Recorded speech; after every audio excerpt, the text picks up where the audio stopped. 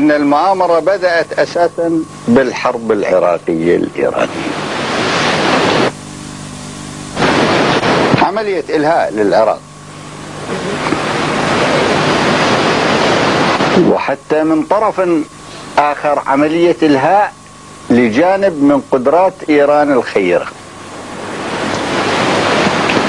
لإظهار الجانب اللي يوصل الأمور إلى المهاول الخطيرة.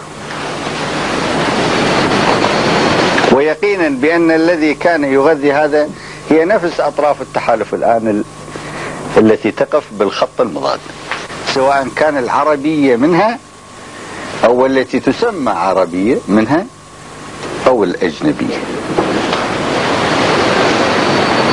وبالذات إطالة الحرب.